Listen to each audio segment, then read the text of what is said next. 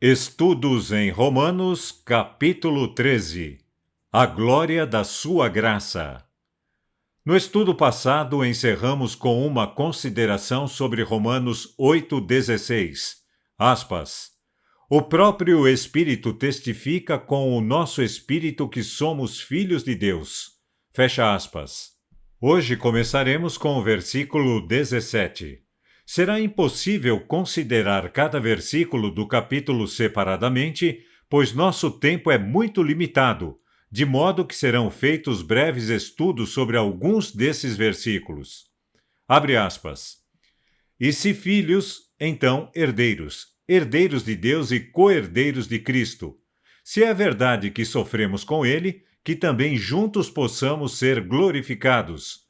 Pois eu considero que os sofrimentos do tempo presente não são dignos de serem comparados com a glória que será revelada em nós. Fecha aspas.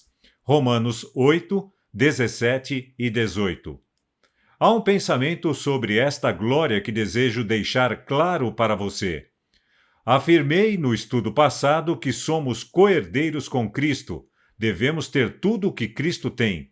Quando ele entrar em seu reino, recebendo aquela promessa que Deus fez a Abraão e a sua semente, entraremos nela com ele.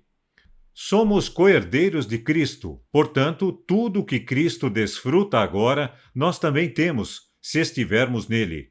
Qualquer glória que ele tem agora é para nós também.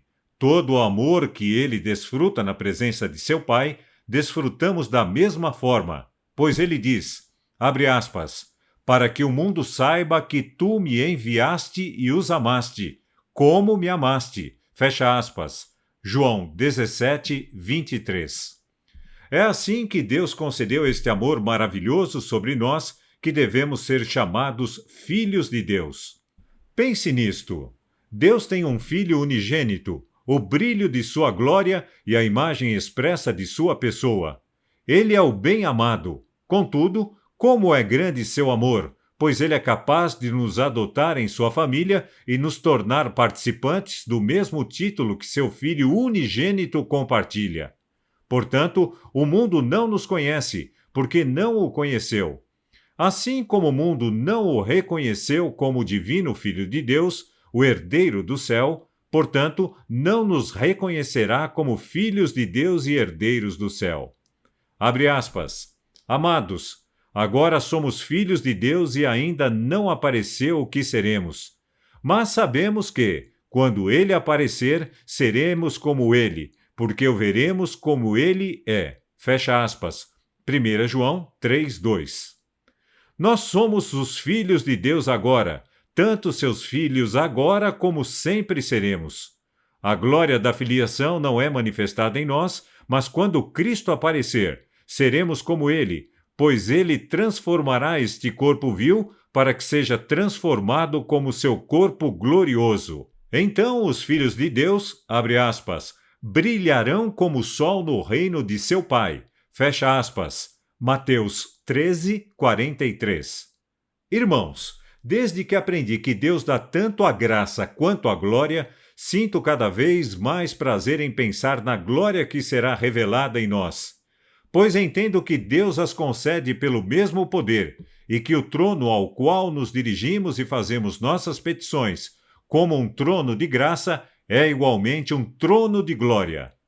Diz Jeremias, ao fazer petição por seu povo, abre aspas, não nos aborreças por amor do teu nome, não desonres o trono da tua glória. Lembre-se, não quebre tua aliança conosco. Fecha aspas. Jeremias 14, 21. E assim, visto que é um trono de graça e um trono de glória, a graça concedida é igual à medida da glória que há naquele trono. Essa glória em breve será revelada em nós, para que este corpo pobre e vil brilhe como o sol. Esta garantia de que a glória a ser revelada em nós em breve é nossa garantia de que a medida dessa graça pode ser revelada em nós agora. É por isso que o Senhor nos revelou agora, tanto quanto podemos entender da glória que está por vir. É aqui que muitas vezes deixamos de obter o benefício das coisas que Deus colocou diante de nós sobre esta glória que está por vir. Esquecemos que elas são dadas para o nosso auxílio presente, que podemos ter e compartilhar toda a força que há nelas agora. Tanto quanto os sofrimentos do tempo presente não são dignos de ser comparados com a glória que será revelada, da mesma forma, os sofrimentos deste tempo presente não são dignos de ser comparados com a graça que nos é concedida agora para suportá-los. A graça é igual à glória. Abre aspas. Pois a ardente expectativa da criatura aguarda a manifestação dos filhos de Deus. Pois a criatura foi submetida à vaidade, não por vontade própria, mas por causa daquele que a sujeitou na esperança. Porque a própria criatura também será libertada da escravidão da corrupção para a liberdade gloriosa dos filhos de Deus. Pois sabemos que toda a criação geme e está juntamente com dores de parto até agora. E não só eles, mas também nós mesmos, que temos as primícias do Espírito, até nós mesmos gememos em nós mesmos, esperando a adoção, a saber, a redenção do nosso corpo. Fecha aspas. Romanos 8, 19 a 23. Agora nós temos recebido as primícias do Espírito.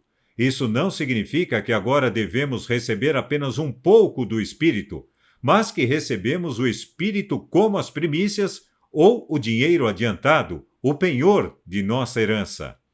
Paulo prova isso em Efésios 1, 13 e 14. Aspas.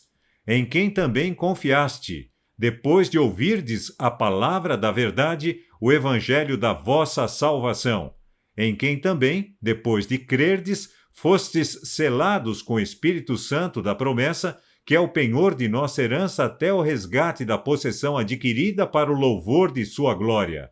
Fecha aspas. Então, ter o Espírito de Deus e ser os filhos de Deus é entrar nas riquezas de nossa herança agora. Começamos a compartilhar as riquezas dessa herança agora, e se continuarmos a ser os filhos de Deus, continuaremos em nossa herança por toda a eternidade. A única diferença é que quando o Filho de Deus vier, teremos a herança completa.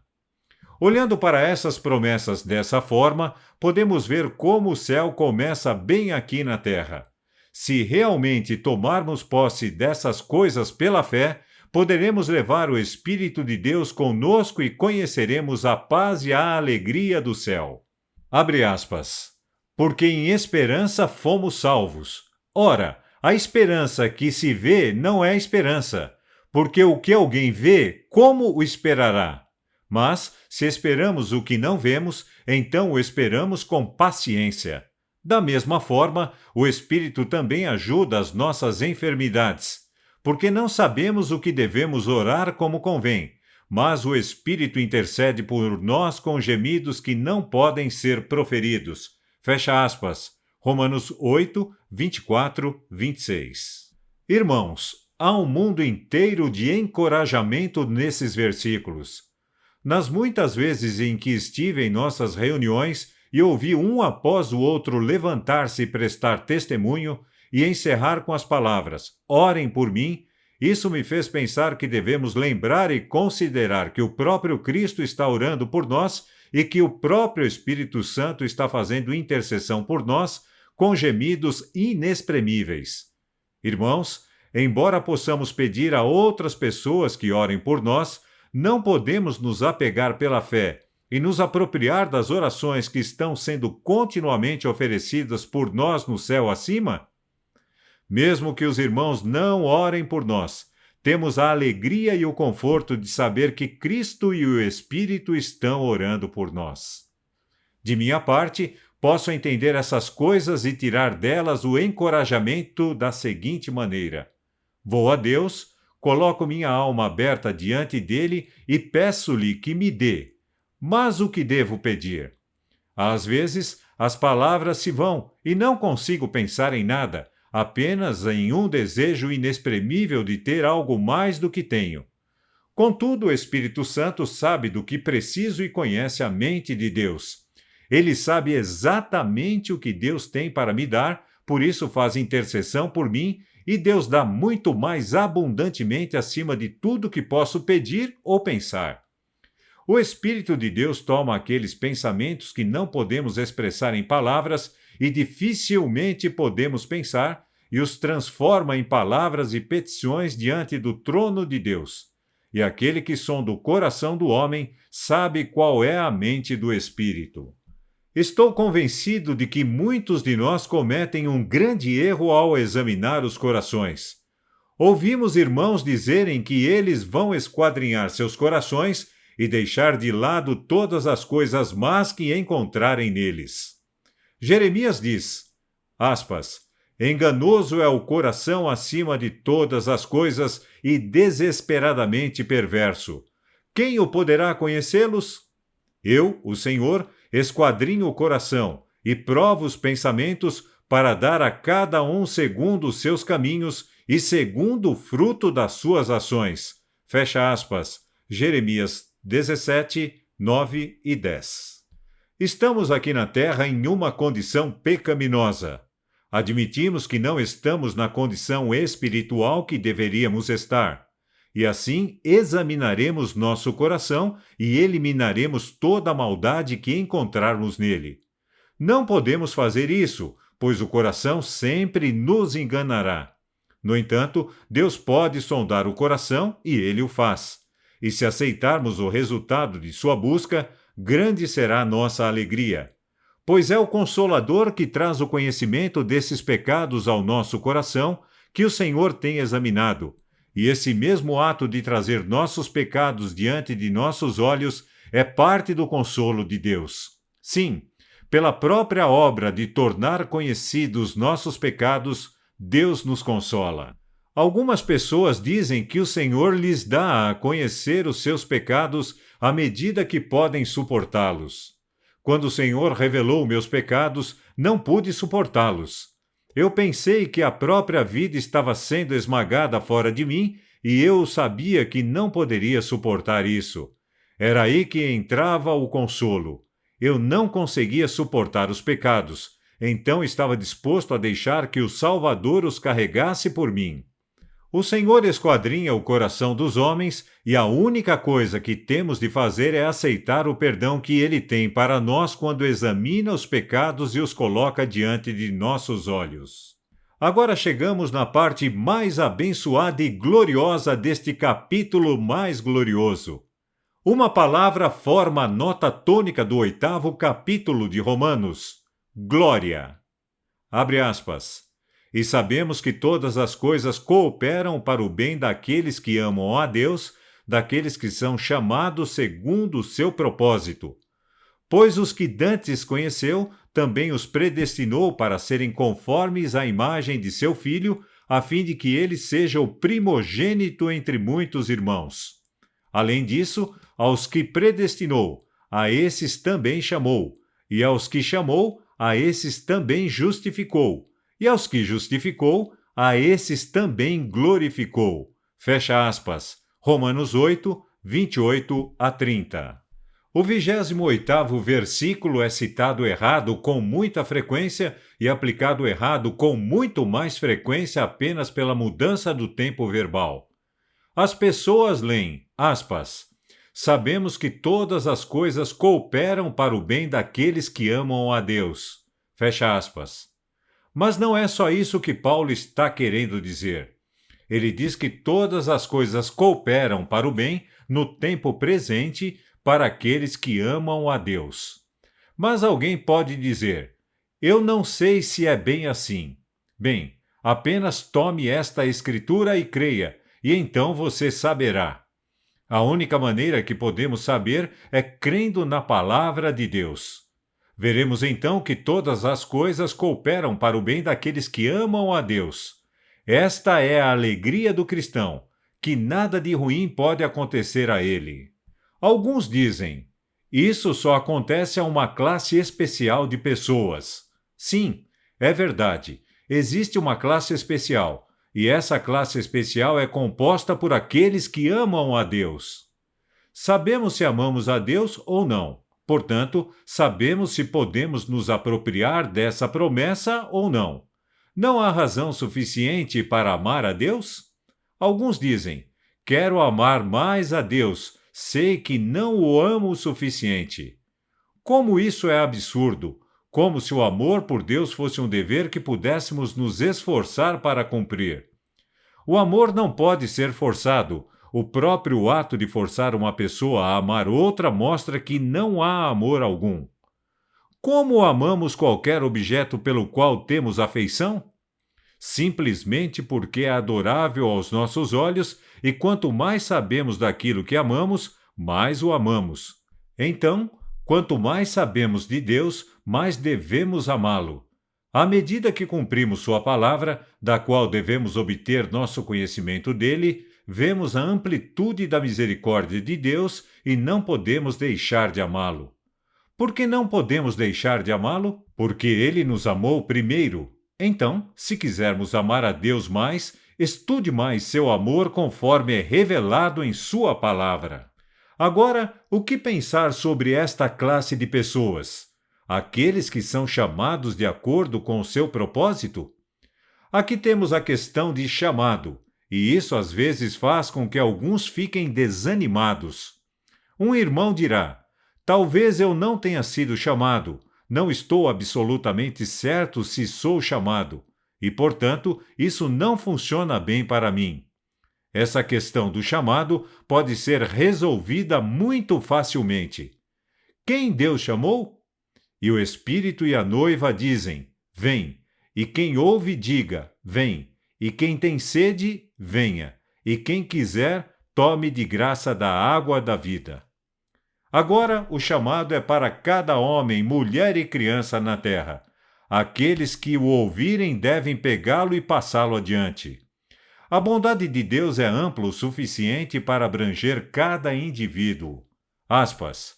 Porque Deus amou o mundo de tal maneira que deu seu Filho unigênito para que todo aquele que nele crê não pereça, mas tenha a vida eterna. Fecha aspas. João 3,16. Essas duas passagens bíblicas são suficientes para dissolver dos quatro ventos todo o lixo teológico que foi escrito para provar que Deus chamou alguns poucos e outros não. Que nenhuma alma se afaste, porque pense que não foi chamada. O chamado é para todos, nem todos vêm, nem todos seguem o conselho de Pedro, e não garantem sua vocação e eleição.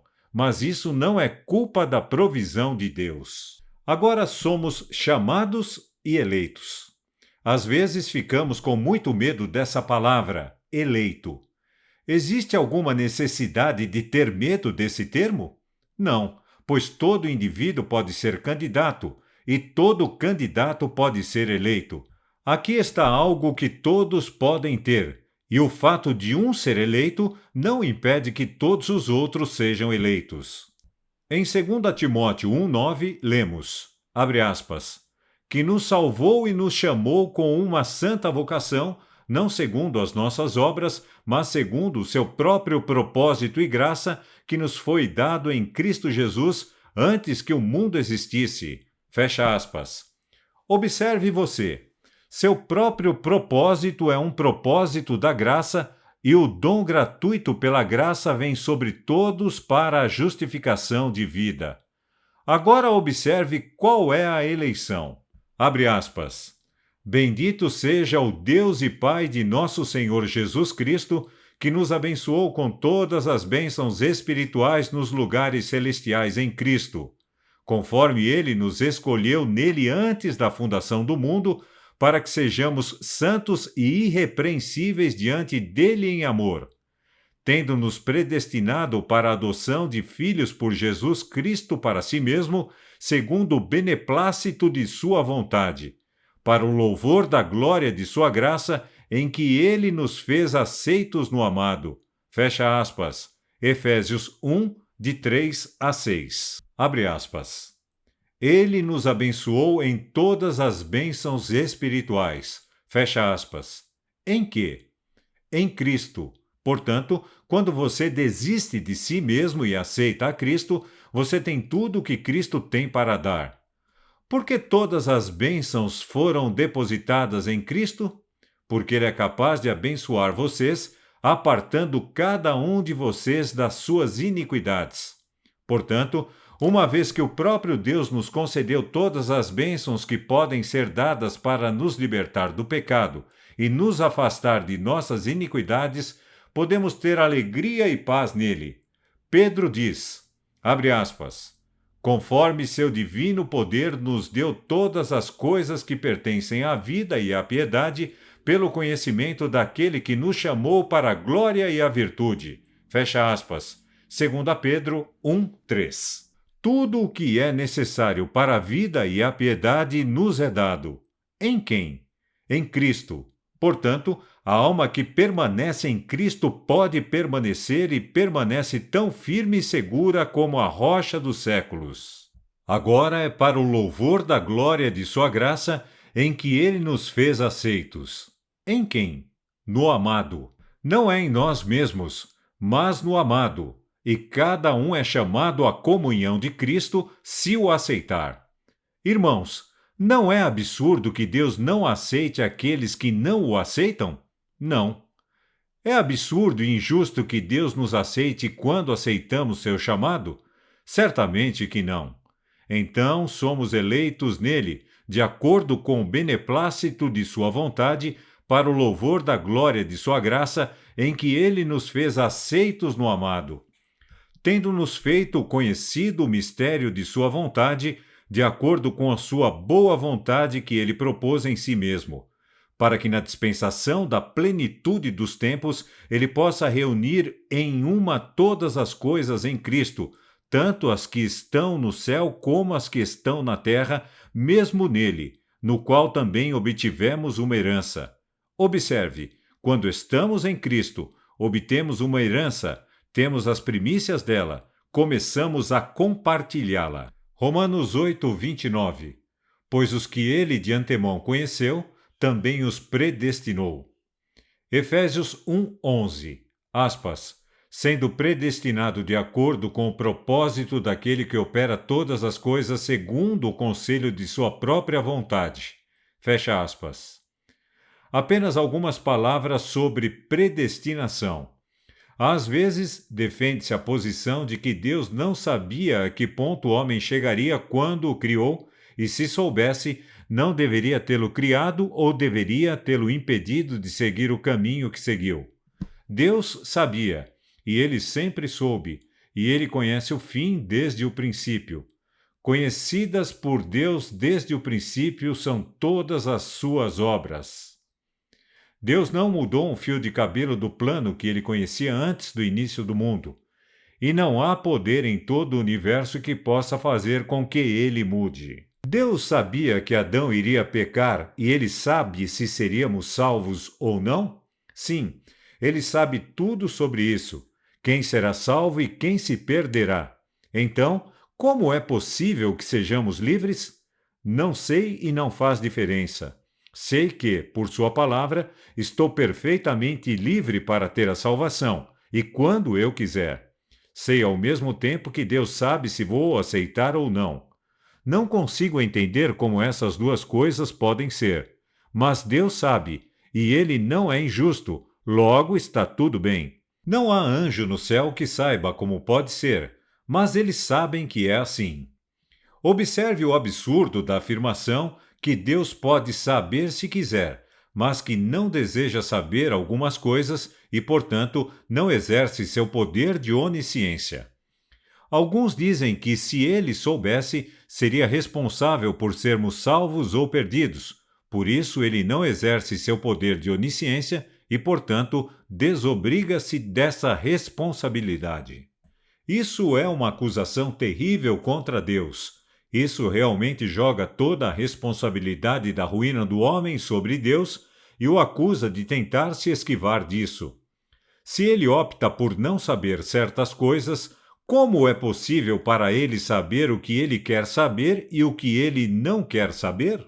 A própria afirmação de que ele não deseja saber certas coisas prova que ele deve conhecê-las, para saber que não deseja conhecê-las, e isso é um absurdo total.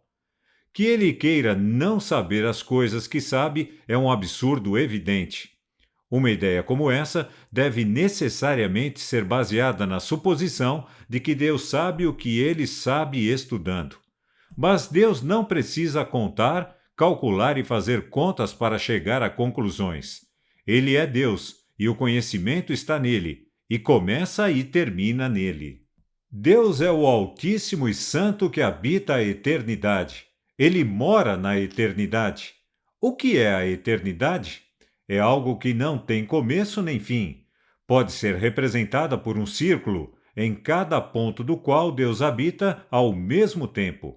Ele existe por si mesmo, ou seja, os milhões de eras que aconteceram no passado e os milhões que ocorrerão no futuro são todos apenas agora com Deus.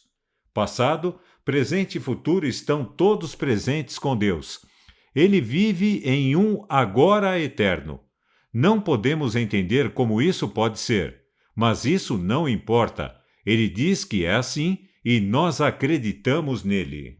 Que ele é o Deus eterno constitui a força do fato de que ele é o nosso refúgio. É o Deus eterno que cuidou de nossos caminhos no passado e temos confiança em sua liderança. Se ele não conhecesse o passado e o futuro, como eu poderia saber se ele estava me conduzindo certo ou não?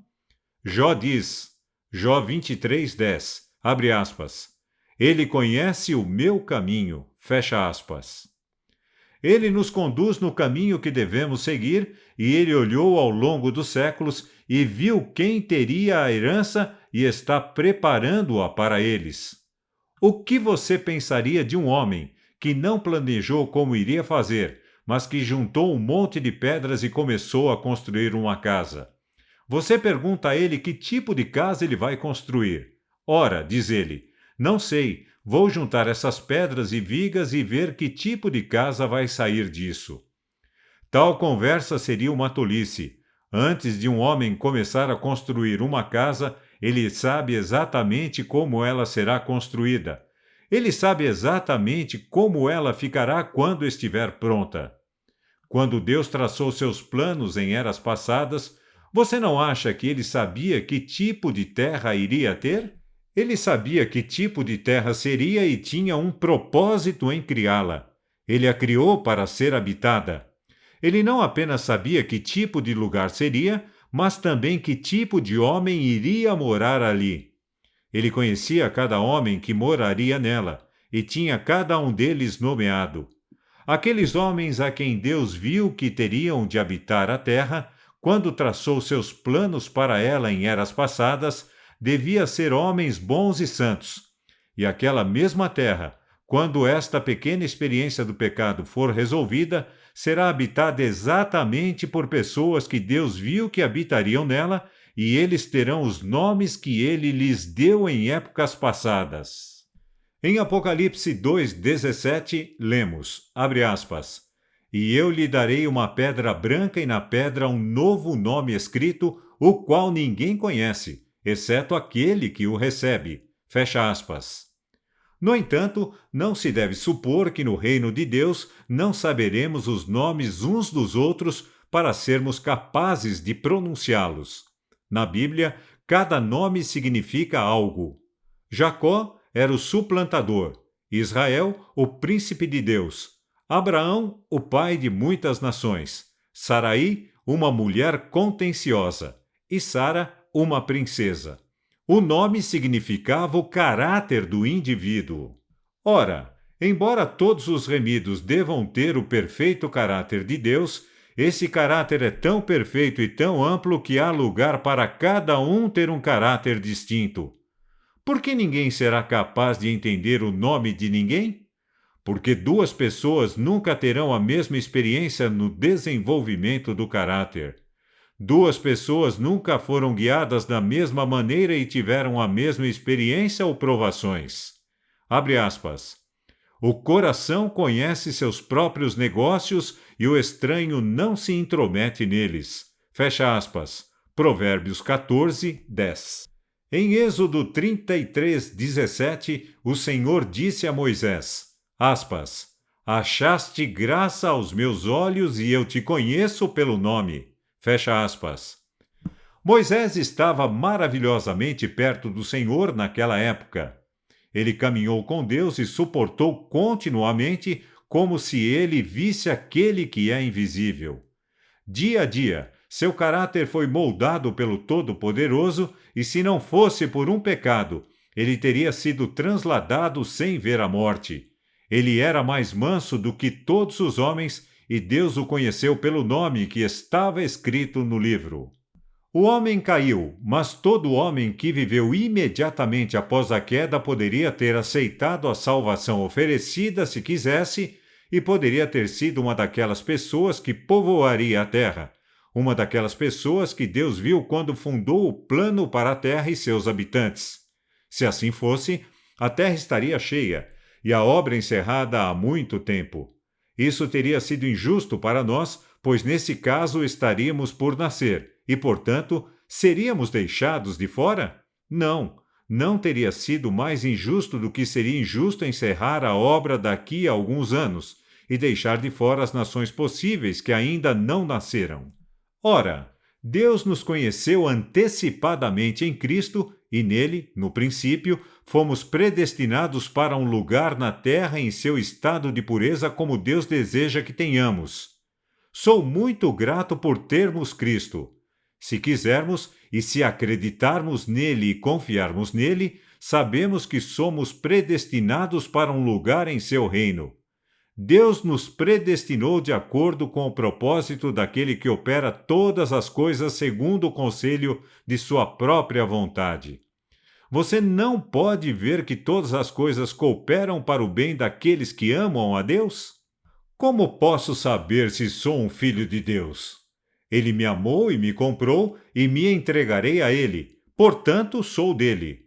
Agora estou em Cristo e não importa o que me aconteça. Não há nada de ruim que possa vir sobre mim. No entanto, apesar de tudo o que acontecer, Deus fará de tudo para cuidar de mim. E Ele não apenas o fará, mas já está fazendo. Ele faz isso para desenvolver meu caráter e me adequar ao que já está preparando para mim. Agora Satanás trama algum esquema perverso contra mim, influencia algum homem ou governo a fazer algo contra mim, que é calculado para me destruir. Bem, não há problema, pois Deus pega esses esquemas muito perversos e, a partir deles, traz o bem para mim. Satanás trabalha com esses esquemas perversos para conseguir minha ruína, mas Deus pega seus esquemas e, por meio deles, me leva para o refúgio desejado. Portanto, o cristão não deve reclamar. Ninguém pensaria em reclamar quando está desfrutando de uma boa fase na vida. Mas o cristão está sempre desfrutando uma boa fase em sua vida, pois todas as coisas contribuem para o seu bem. Essas coisas ruins que são inventadas contra nós são boas? Sim. Embora sejam ruins no início e tenham o objetivo de nos arruinar, quando chegam até nós, Deus as transforma em coisas boas. Quando vemos as coisas dessa maneira, podemos louvar a Deus, não importa o que aconteça. Lá estava José, seus irmãos o enviaram ao Egito. Eles fizeram isso com a única intenção de destruí-lo. Eles primeiro tentaram matá-lo e depois, quando o venderam como escravo, pensaram que ele não viveria muito tempo lá como escravo e que assim se livrariam dele. E ainda assim somos informados, abre aspas, Deus me enviou adiante de vós para conservar vossa sucessão na terra e para vos preservar a vida por um grande livramento. Assim, não fostes vós que me enviastes para cá, e sim Deus, que me pôs por pai de Faraó e senhor de toda a sua casa, e como governador em toda a terra do Egito. Fecha aspas. Gênesis 45, 7 e 8. Aqueles irmãos dele estavam operando o mal de seu coração e, ao mesmo tempo, Deus o enviou de acordo com sua vontade.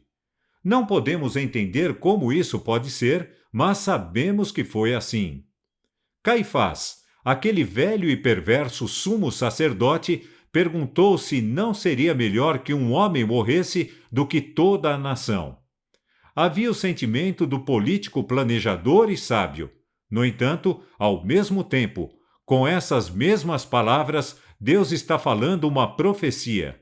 Não são as pessoas perversas, nem mesmo o próprio diabo, mas Deus simplesmente se aproveitando delas e de suas perversidades para fazer com que elas cumpram seus propósitos eternos.